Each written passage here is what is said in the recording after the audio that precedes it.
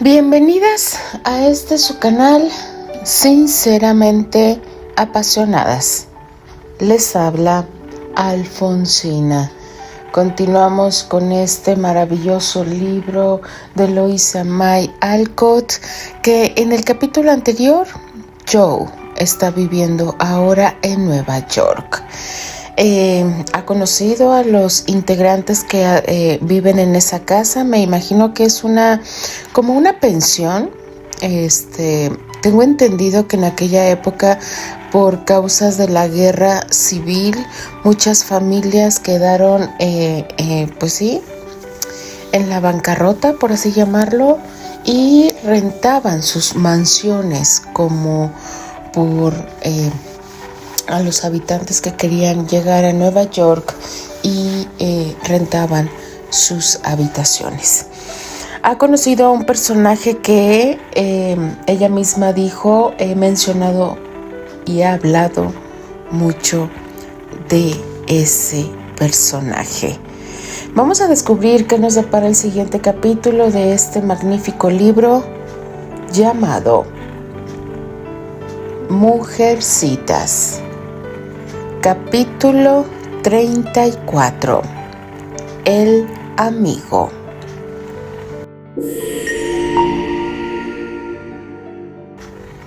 A pesar de lo mucho que le gustaba disfrutar de su entorno social y de los ocupados que estaban sus días desde que se ganaba el pan, que resultaba más dulce, ya que lo conseguía con su esfuerzo, Joe siempre encontraba tiempo para sus trabajos literarios. Su objetivo era el natural en una joven pobre y ambiciosa, pero los medios escogidos para alcanzar dicho fin no fueron los mejores. Convencida de que el dinero otorgaba poder, decidió, en consecuencia, lograr ambos a la vez: dinero y poder, no solo para ella, sino para sus seres más cercanos, a los que quería más que a sí misma. El sueño de vivir en una casa llena de comodidades, poder dar a Beth lo que se le antojase, desde fresas en invierno hasta un órgano en su dormitorio, viajar y tener siempre fondos de sobra para permitirse el lujo de hacer caridad, era un viejo anhelo de Joe, su fantasía más querida. El premio otorgado a su narración breve pareció abrir una puerta que, tras muchas idas y venidas y con un esfuerzo importante, la había conducido a este encantador castillo en el aire. Pero el fracaso de la novela enfrió su ánimo. La opinión pública es un gigante que ha aterrado a muchos, Juan sin miedo, más valientes que ella. Al igual que el famoso protagonista del cuento, Joe se dio un descanso tras su primer intento, un traspié que le había hecho conocer el más feo de los tesoros del gigante. Pero su capacidad para levantarse y volver a empezar tras cada caída era tan grande como la de Juan, de modo que subió con dificultad por el camino más dudoso, y aunque consiguió un botín mucho mayor, a punto estuvo de dejar atrás algo mucho más valioso que el dinero. Decidió escribir folletines, dado que hasta los siempre perfectos Estados Unidos leían aquella basura. Sin decir nada a nadie, ideó una historia de misterio y fue a llevarla muy decidida a la oficina del señor Dashwood, editor del Weekly Volcano, aunque no había leído Sartor Resartus, el tratado sobre el vestir de Thomas Carlyle. Su instinto femenino le decía que la ropa era para muchos más importante que la personalidad y los buenos modales.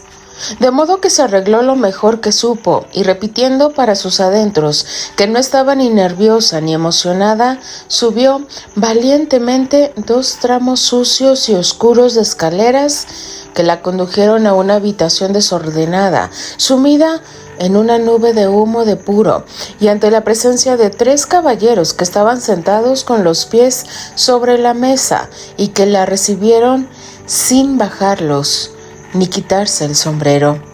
Algo desalentada por el recibimiento, Joe permaneció en el umbral y susurró un tanto azorada: «Disculpen, busco la redacción de Weekly Volcano. Me gustaría hablar con el señor Dashwood». Los talones, que estaban más altos, bajaron y pudo ver a un caballero envuelto en humo que hacía rodar el puro entre los dedos. Fue hacia ella sintiendo con la cabeza y con una expresión en el rostro que solo traslucía falta de sueño. Joe, deseosa de acabar cuanto antes con aquel asunto, le tendió el manuscrito y cada vez más ruborizada, sumó meteduras de pata mientras pronunciaba el breve discurso que había preparado para la ocasión. «Una amiga me envía para que le entregue esta historia. Bueno, es más bien un experimento. Le interesa mucho su opinión. Si le gusta, podría escribir algo más». Mientras ella balbuceaba y se sonrojaba, el señor Dashwood pasaba las páginas del manuscrito con sus sucios dedos y revisaba con aire crítico las pulcras páginas. «No es la primera obra que presenta, ¿verdad?», comentó al comprobar que las páginas estaban numeradas, escritas por una sola cara, y no estaban sujetadas con un lazo, que era la marca inequívoca de los novatos. «Así es, señor. Mi amiga tiene algo de experiencia. Consiguió un premio con un cuento en un concurso de Blanstone Banner». «¿En serio?». El señor Dashwood le echó un vistazo en el que pareció estudiar todo su atuendo, desde el lazo del sombrero hasta los botones de sus botas. «Bueno, puede dejar el manuscrito si así lo quiere. Por ahora tenemos tantos escritos de este tipo que no sabemos qué hacer con ellos, pero lo leeré con atención y le diré algo la semana que viene». A Joe ya no le apetecía dejar el manuscrito, pues el señor Dashwood no era de su agrado, pero, dadas las circunstancias, no podía más que asentir y marcharse con la cabeza bien alta y el aire digno que adoptaba cuando se sentía molesta o avergonzada. En aquella ocasión sentía ambas cosas porque las miradas que habían intercambiado los caballeros dejaban muy claro que no se había tragado su mentirijilla acerca de la amiga escritora. Cuando cerró la puerta y oyó que todos reían tras algún comentario del editor, su turbación aumentó. Decidida a no volver nunca a ese lugar, regresó a casa y desahogó su frustración dando vigorosas puntadas a unos delantales hasta que, un par de horas después, se tranquilizó lo suficiente para reír al recordar lo ocurrido y desear que llegase la semana que viene. Cuando volvió, encontró al señor Dashwood solo, de lo que se alegró. El hombre estaba mucho más despierto que en la ocasión anterior, lo que era de agradecer, y no estaba envuelto en una nube de humo de puro que le impidiese recordar sus buenos modales. Por todo ello, la segunda entrevista fue mucho mejor que la primera. «Aceptaremos su manuscrito. Los editores nunca hablan en singular. Si no se opone a introducir algunas modificaciones. Es excesivamente largo, pero si omite los pasajes marcados, tendrá la extensión adecuada», explicó en tono muy formal. Las páginas estaban tan arrugadas y subrayadas que Joe apenas reconocía su manuscrito, pero le echó un vistazo, con la cara que pondría una madre a quien aconsejase cortar una pierna a su hijo para que cupiese mejor en la cima, y descubrió con asombro que los fragmentos eliminados eran aquellos en los que había intercalado con suma discreción alguna reflexión moral que compensase tanto romanticismo barato. Pero, señor, yo creo que toda historia debe transmitir un mensaje moral para ayudar a que unos cuantos pecadores se arrepientan. El señor Dashwood relajó su semblante serio de editor y sonrió, porque Joe había olvidado la excusa de la amiga y hablaba como solo un autor lo haría. Mire, la gente quiere pasar un buen rato, no que le den un sermón. Hoy en día, lo moral no vende. Afirmación que, por supuesto, no era cierta. Entonces, ¿cree que debería aceptar las correcciones? Sí, el argumento es novedoso y está bastante bien resuelto, y el estilo es bueno. Fue la amable respuesta del señor Dashwood. ¿Y qué? Quiero decir, ¿qué compensación? Empezó Joe sin encontrar las palabras precisas. Sí, claro. Bueno, por esta clase de texto solemos dar entre 25 y $30. Pagamos cuando se publica, contestó el señor Dashwood, como si hubiese olvidado aquel asunto. He sabido que un editor no suele ocuparse de esas fruslerías. Está bien, es suyo, dijo Joe, que le entregó nuevamente el manuscrito con aire satisfecho porque, después de cobrar $1 por columna, incluso $25 le parecían una buena paga. ¿Quiere que le diga a mi amiga que si escribe otra mejor podría interesarle? Inquirió Joe, sin recordar el lapsus que le había delatado antes, y envalentonada por su logro. Bueno, le echaríamos un vistazo, pero no le prometo nada. Dígale que escriba algo más corto y más picante, y que se olvide de lo moral. ¿Qué nombre quiere su amiga que pongamos como autora?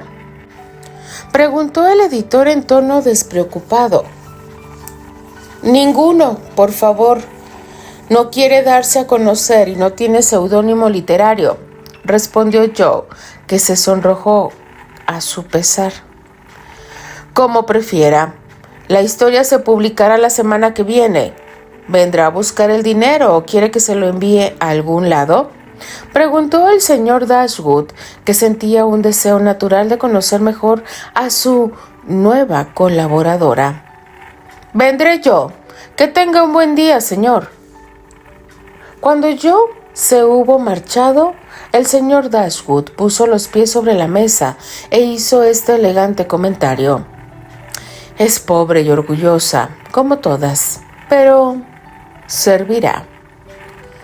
Siguiendo las indicaciones del señor Dashwood e inspirándose en la señorita Notbury, Joe se adentró temerariamente en las superficiales aguas de la lectura folletinesca, pero, gracias al salvavidas que le lanzó un amigo, no salió demasiado malparada de la zambullida. Al igual que la mayoría de los escritozuelos jóvenes, Joe introdujo personajes y escenarios extranjeros, bandoleros, condes, gitanas, monjas y duquesas que representaban su papel con el acierto e ímpetu esperados. A sus lectores no les interesaban nimiedades como la gramática, la puntuación o la verosimilitud, y el señor Dashwood le permitía graciosamente llenar sus columnas por un precio ridículo, sin sentir la necesidad de informar a su joven colaboradora de que la causa de su hospitalidad era que uno de sus autores habituales había conseguido un sueldo mejor en otro lado y la había dejado en la estacada. Al ver que sus magros ingresos aumentaban de forma lenta pero segura, al igual que la provisión para pagar sus vacaciones estivales en la montaña Abet, Joe se volcó con ganas en el trabajo. Sin embargo, el hecho de no haber comentado nada a su familia enturbiaba su satisfacción. Sospechaba que su padre y su madre no aprobarían lo que hacía y prefería probar en secreto primero y pedir perdón después. No era difícil mantener el asunto oculto, puesto que sus escritos no iban firmados con su nombre. Por supuesto, el señor Dashwood había averiguado la verdad enseguida, pero había prometido callar, y algo poco habitual en él, había mantenido su promesa.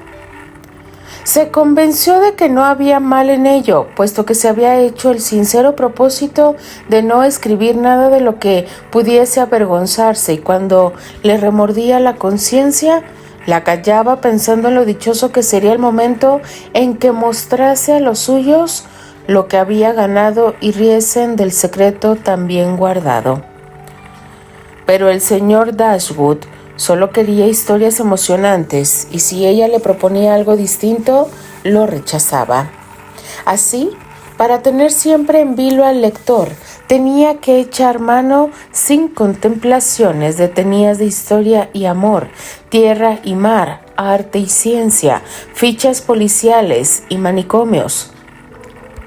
Joe comprendió que no disponía de suficiente experiencia vital para haber entrado en contacto con la cara trágica de la vida, y viendo lo que tenía entre manos, se propuso suplir sus deficiencias con su característico arrojo, ansiosa por encontrar inspiración para sus historias y decidida a dotarlas de tramas originales, ya que no bien urdidas.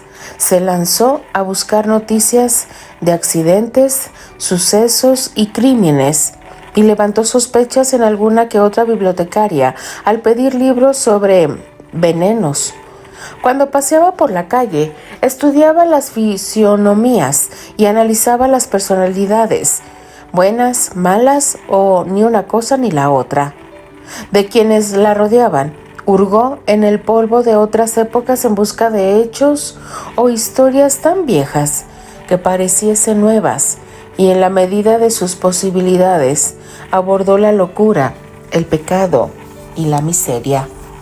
Pensó que prosperaba, pero sin darse cuenta iba profanando alguno de los aspectos más importantes de su condición de mujer.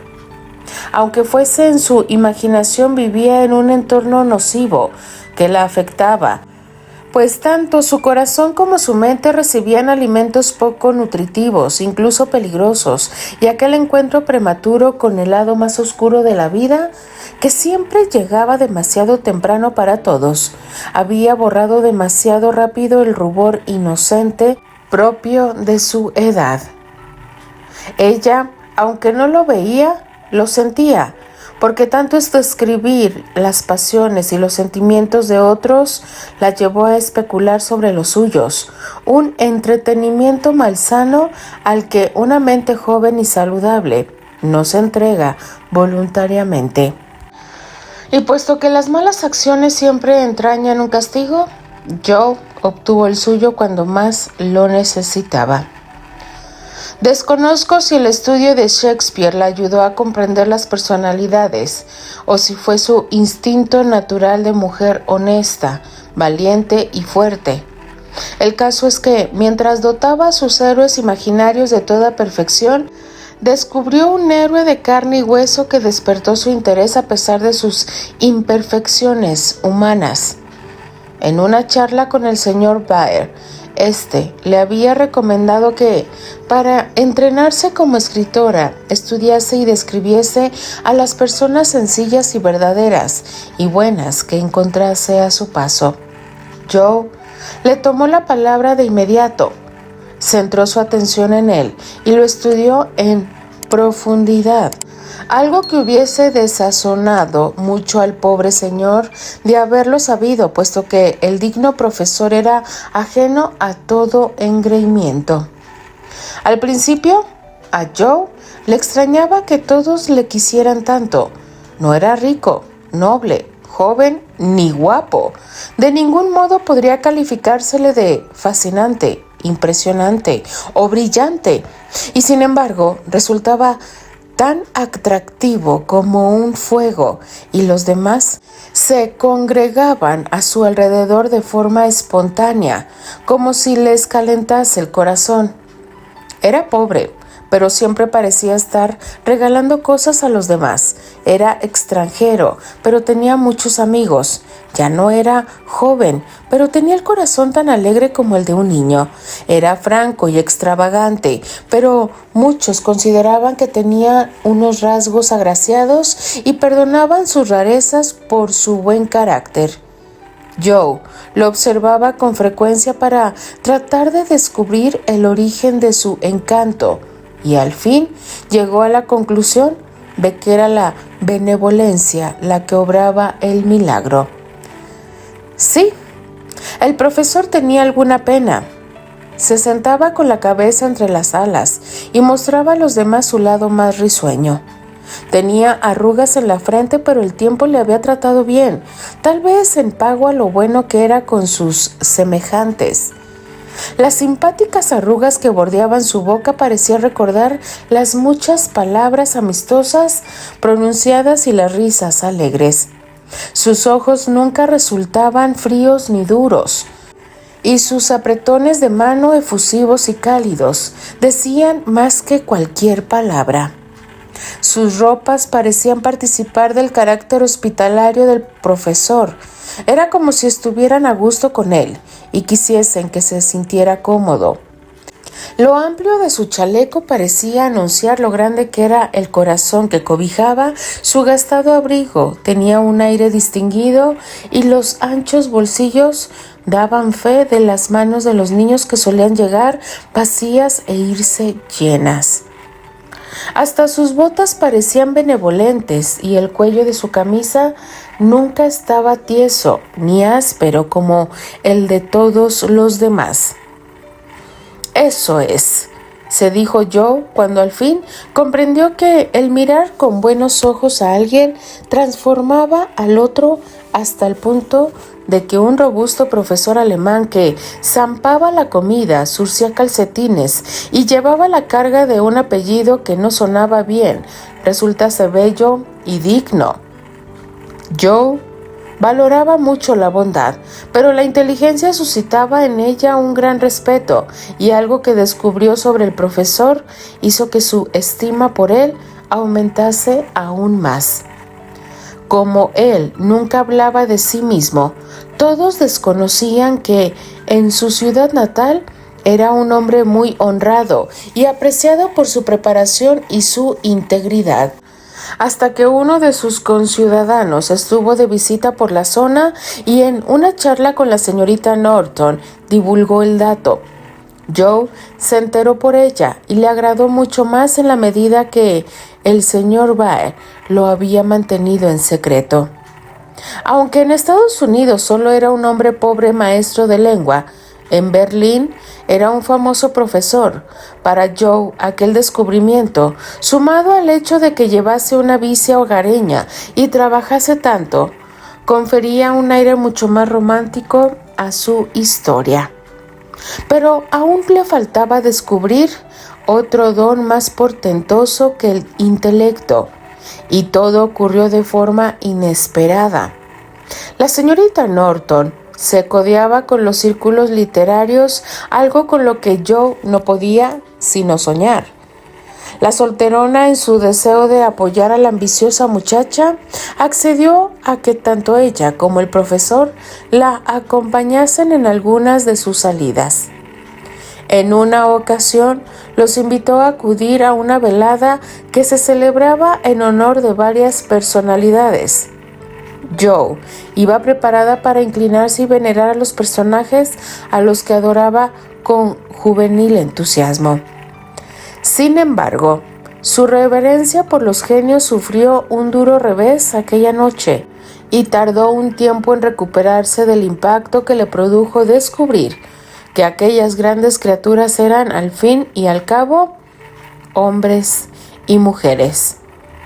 Cabe imaginar su consternación cuando, al mirar de reojo, con tímida admiración, al poeta cuyos versos había conmovido su ser alimentándolo con espíritu, fuego y rocío, todo lo que vio fue a un hombre que devoraba su cena con tal pasión que hasta el semblante tenía enrojecido. Caído uno de sus ídolos, La joven no tardó en descubrir otras cosas que disolvieron su visión romántica. El excelente novelista iba de una licorera a otra con la regularidad de un péndulo. El famoso teólogo coqueteaba abiertamente con la Madame Sattel de la época, que apuñalaba con la mirada a la Corinne del turno, quien hacía burla de ella tras tratar en vano de llamar la atención del profundo filósofo, que bebía tanto té como Samuel Johnson y parecía a punto de quedarse dormido, puesto que la locuación de la dama hacía imposible toda conversación. En cuanto a los científicos, había hecho a un lado los moluscos y los períodos glaciales y murmuraban sobre artes mientras devoraban ostras y helados con gran dedicación. El joven músico que había hechizado a la ciudad entera como un segundo Orfeo hablaba sobre caballos y el único ejemplar del noble inglés resultó ser el hombre más ordinario de la fiesta. No había transcurrido ni la mitad de la velada cuando Joe se sintió tan profundamente desilusionada que tuvo que sentarse en un rincón para recuperar el ánimo. El señor Baer se acercó con aspecto de sentirse fuera de lugar, momento en que varios filósofos, cada uno con su terna a cuestas, se dirigieron lentamente hacia allí para organizar una especie de torneo intelectual en aquel lugar apartado. La conversación era de todo punto incomprensible para Joe, que aún así disfrutó escuchándolos hablar de Kant y Hegel, dos dioses desconocidos, y de términos inteligibles como objetivo y subjetivo. Pero lo único que surgió de su interior terminada la charla fue un tremendo dolor de cabeza. Poco a poco le pareció entender que el mundo, hecho pedazos, se había recompuesto para dar lugar a otro nuevo rígido, a decir de los contertulios, por principios mucho mejores que los anteriores, que la religión perdía fuerza ante la razón y que el intelecto se convertía en el único Dios verdadero.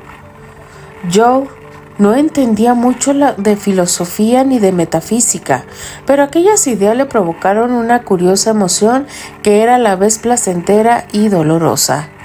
Y mientras los escuchaba, tenía la sensación de ir a la deriva en el tiempo y el espacio, como un globo que se escapa y vaga por el cielo. Se volvió para ver qué cara ponía el profesor y le descubrió mirándola con expresión más seria que le había visto en la vida.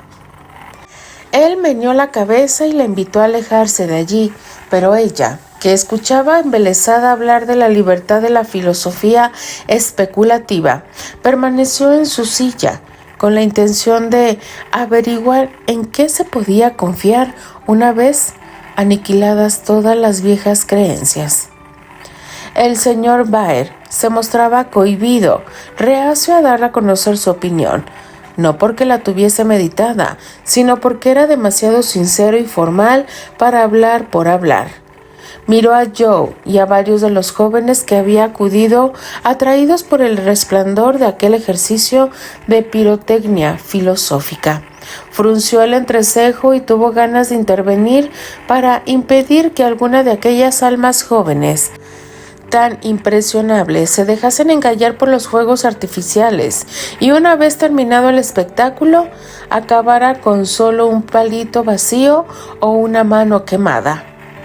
Lo soportó lo mejor que pudo, pero cuando le preguntaron su opinión, estalló con sincera indignación y defendió la religión con la elocuencia que aporta la verdad y que hizo que su inglés sonara más musical que nunca y su rostro resplandeciese.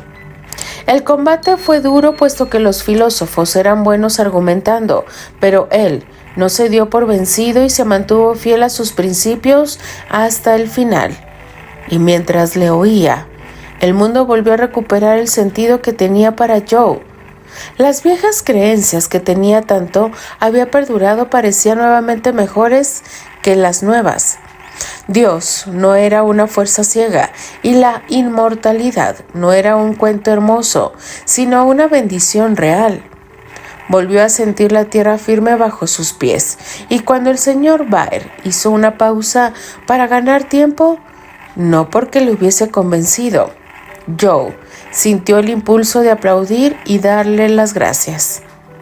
No hizo ni lo uno ni lo otro, pero la escena se grabó en su memoria y a partir de entonces sintió mayor respeto por el profesor que, a pesar de lo que le había costado decir lo que pensaba, lo había hecho porque su conciencia no le permitía callar. Así fue como Joe comprendió que los valores son mucho más importantes que el dinero, la posición social, la formación intelectual o la belleza, y que si la excelencia era, como un sabio había definido, verdad, reverencia y buena voluntad. Entonces, el señor Baer no solo era un hombre bueno, sino excepcional. Aquella certeza se reforzaba día a día. Valoraba su consideración, codiciaba su respeto y se esforzaba por ser digna de su amistad, y justo cuando ese deseo era de lo más sincero, a punto estuvo de perderlo todo. El problema surgió de un gorro de papel que Tina le había puesto y que el profesor olvidó quitarse antes de ir a dar clase a Joe. Está claro que no se mira al espejo antes de venir, pensó ella, sonriendo para sus adentros, cuando él saludó con un «buenas tardes» y tomó asiento muy serio, ajeno al divertido contraste que producía su gorro y el tema de la clase, ya que iba a leer La muerte de Wallenstein. Al principio, Joe no dijo nada porque le gustaba mucho oír la risa franca y sonora con el que el profesor recibía cualquier cosa divertida que ocurriese, y prefirió dejar que él lo descubriese por sí mismo. Después se le olvidó, porque oír a alguien leer a Schiller en alemán requiere mucha concentración. Tras la lectura llegó la hora de la lección, que resultó muy animada porque aquella tarde Joe estaba de muy buen humor y la visión del gorro de papel hacía brillar sus ojos de alegría. El profesor no entendía qué le ocurría a la joven. Al final interrumpió la clase y preguntó con gran sorpresa: «Señorita March, ¿se puede saber por qué se ríe de su maestro? ¿Tan poco respeto le merezco para portarse así?» «Señor, ¿cómo podría mostrarle respeto con ese gorro que lleva puesto?», inquirió a su vez Joe. El distraído profesor se llevó la mano a la cabeza, encontró el gorro y lo retiró muy serio. Lo miró durante unos segundos y por último echó la cabeza hacia atrás y soltó una alegre carcajada. «Ahora entiendo. Ha sido ese diablillo de Tina que me ha puesto un gorro con él que parezco un loco. Bueno, no pasa nada, pero si la clase no termina bien, usted acabará usando este gorro». Lo cierto es que la clase no siguió, ni bien ni mal, porque el señor Baer vio en el papel una imagen que le llamó la atención. Deshizo el gorro y dijo con profundo desagrado: «Me gustaría que estas publicaciones no entraran en la casa. No es algo que un niño deba ver, ni un joven leer. No está bien. Cuando pienso en quienes escriben cosas tan nocivas, pierdo la paciencia». Joe echó una ojeada a la hoja y vio una memorable ilustración en la que aparecían un loco, un cadáver, un villano y una víbora. No le gustó nada, pero lo que la hizo apartarla de sí no fue precisamente su desagrado, sino el miedo que sintió al sospechar que pudiese ser una página del Vulcano. No lo era, por suerte, y su temor se aplacó al recordar que, aún no haberlo sido y tratarse de una de sus historias, no habría nombre alguno que delatara su autoría. Sin embargo, se había delatado ella misma al ruborizarse porque, aunque el profesor era un hombre distraído, se daba cuenta de mucho más de lo que la gente creía. Sabía que Joe escribía y se había cruzado con ella en las redacciones de varios periódicos, pero puesto que la joven no sacaba el tema a relucir, él tampoco preguntaba nada a pesar de lo mucho que le apetecía conocer su trabajo. En aquel momento se le ocurrió que Joe se avergonzaba de lo que escribía y la idea le inquietó.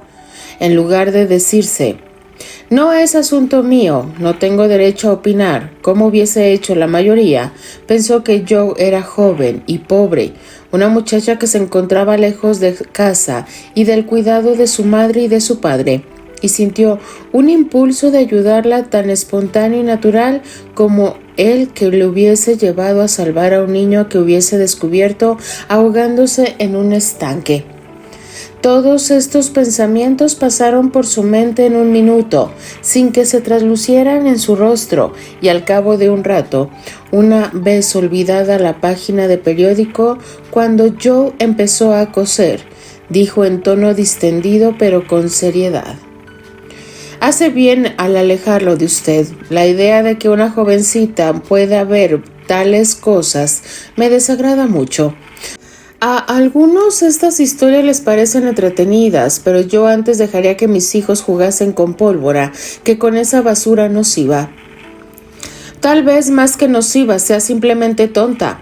Si la gente la pide, no veo qué hay de malo en que se le facilite.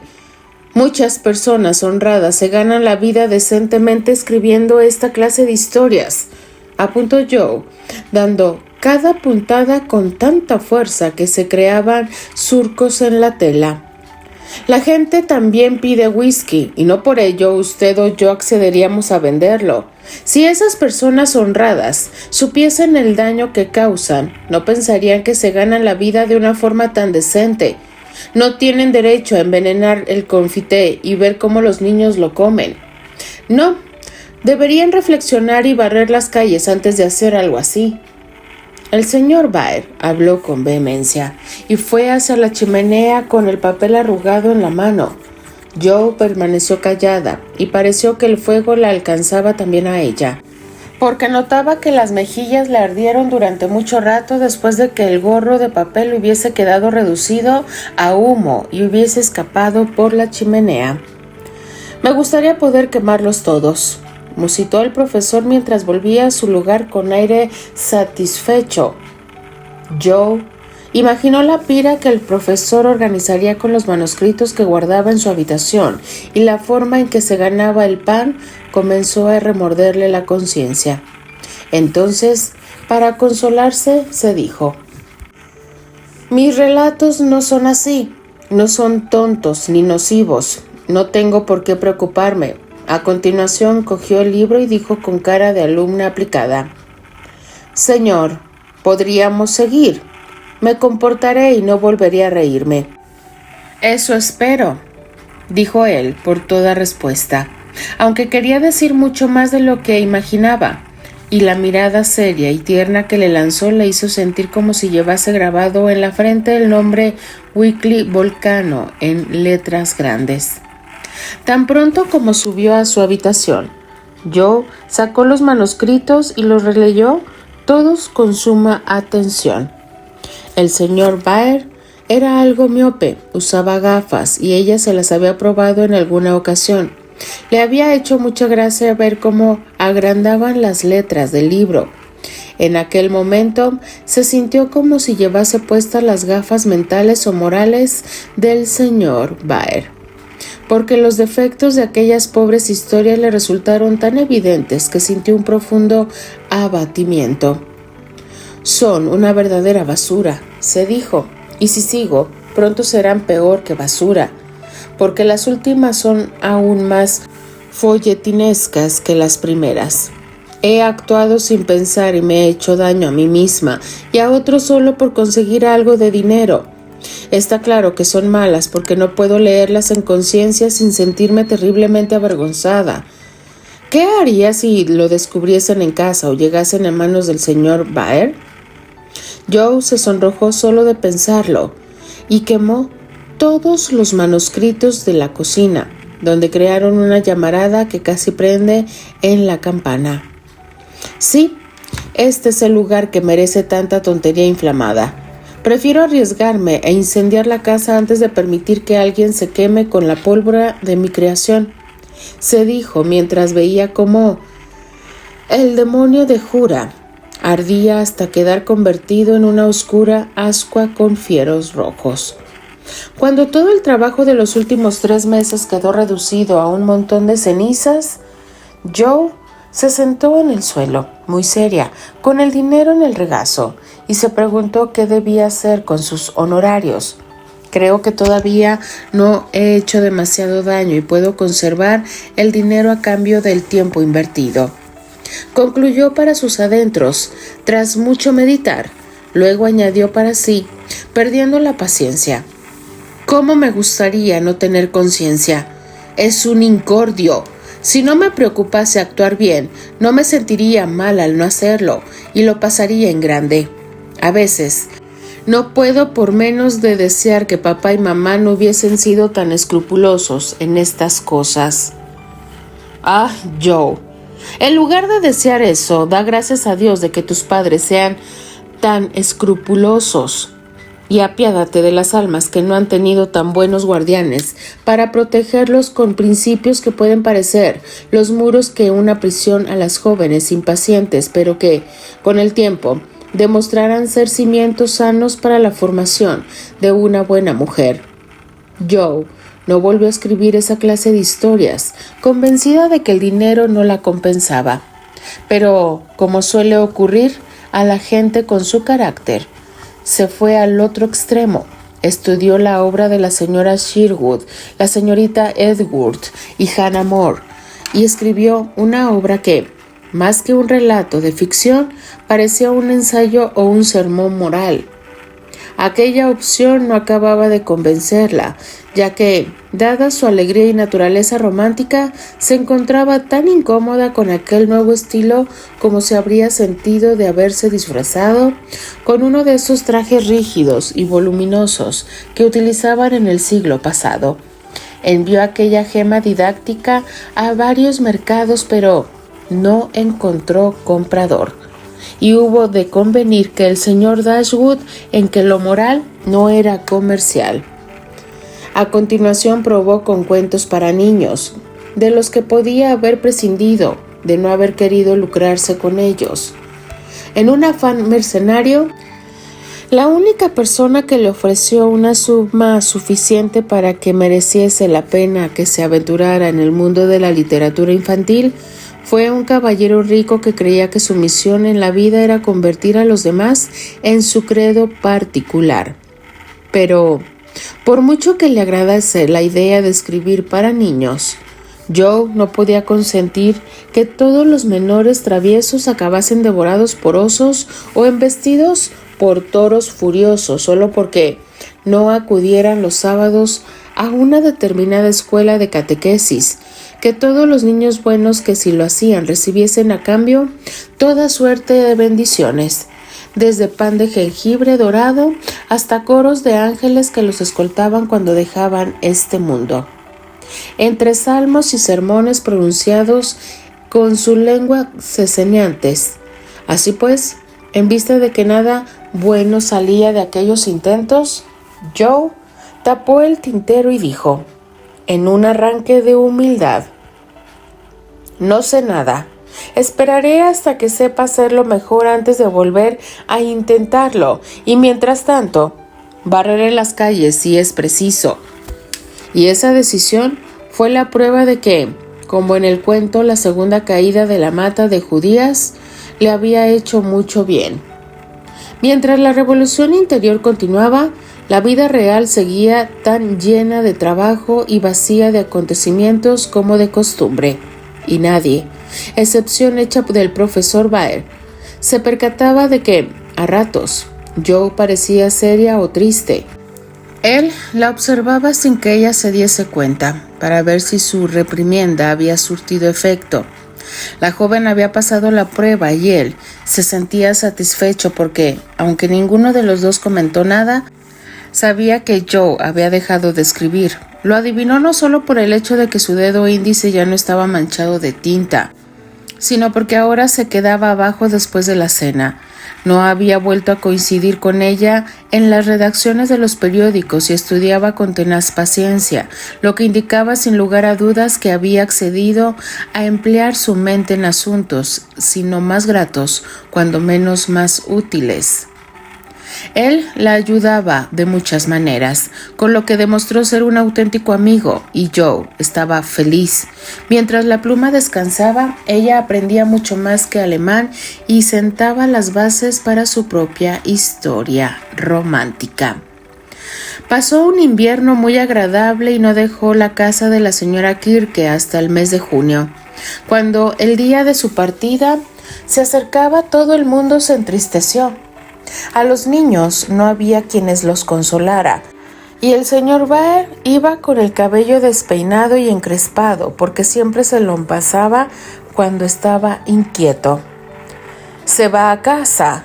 Qué suerte tener un hogar al que volver», dijo el profesor, y permaneció sentado en un rincón, en silencio, mesándose la barba, mientras celebraba la pequeña fiesta de despedida que Joe improvisó la última noche. Como al día siguiente partiría de madrugada, Joe se despidió de todos antes de irse a dormir, y cuando le llegó el turno a él, dijo afectuosamente: «Bueno, señor, espero que si alguna vez viaja por la zona se acerque a vernos. Si no lo hace, nunca le perdonaré. Quiero que todos conozcan a mi amigo». «¿En serio? ¿Le gustaría que fuese?», preguntó él, dirigiéndole una mirada llena de un entusiasmo que la joven no percibió. «Claro, señor. Venga el mes que viene. Lori se graduará entonces y podremos ir a la ceremonia de entrega de diplomas juntos». «¿Se refiere a su mejor amigo?», preguntó el profesor un tanto alterado. «Sí. Estoy muy orgullosa de él. Me encantaría que le conociese». Joe levantó la vista, pensando solo en su alegría al imaginar un encuentro entre ambos hombres. De pronto, algo en la expresión del señor Baer le hizo pensar que probablemente Lori seguiría queriendo ser más que un amigo, y como no deseaba dar a entender que podía haber algo entre ellos, se sonrojó sin querer. Y cuando más trataba de no ruborizarse, más roja se ponía. No sé qué hubiese sido de ella de no haber tenido a Tina sobre las rodillas. Por fortuna, la niña sintió el deseo de abrazarla, por lo que Joe pudo ocultar su rostro unos instantes, con la esperanza de que el profesor no se hubiese percatado de nada, pero sí lo hizo. Tras un momento de angustia, adoptó su tono habitual para decir con cordialidad: «Temo que no dispondré de tiempo para visitarles, pero le deseo mucha suerte a su amigo y a usted toda la felicidad. Que Dios las bendiga». «Que Dios la bendiga». Dicho esto, le dio un tierno apretón de manos, puso a Tina sobre sus hombros y se marchó. Cuando los niños estuvieron en la cama, el profesor se sentó junto al fuego, con expresión cansada y embargado por la nostalgia. Entonces, recordó a Joe sentada con la pequeña sobre sus rodillas y la dulzura nueva que había iluminado su cara, y apoyó la cabeza sobre las manos. Después, dio varias vueltas por la habitación, como si buscara algo y no lograra hallarlo. «No es para mí, no debo albergar esperanzas», se dijo lanzando un suspiro que era casi un lamento. Después, como si se reprochase a sí mismo no poder contener su anhelo, fue a dar un beso a las dos cabecitas que dormían, cogió su pipa de espuma de mar que rara vez fumaba y abrió un libro de Platón. Hizo todo cuanto pudo, y con gran resolución, pero no creo que un par de niños díscolos, una pipa o incluso el divino Platón fueran buenos sustitutos de una esposa, unos hijos y un hogar. Aunque era temprano, A la mañana siguiente se presentó a la estación para despedir a Joe, y gracias a él, la joven inició su solitario viaje con el recuerdo amable de un rostro conocido y sonriente, un ramo de violetas y, lo mejor de todo, un pensamiento dichoso. Bueno, el invierno terminó y no he escrito ningún libro ni he ganado ninguna fortuna, pero he hecho un amigo que merece la pena e intentaré no perderle nunca. Continuará. Yo descubrí, chicas, que para el amor no hay edad. Y ya lo sabrán más adelante.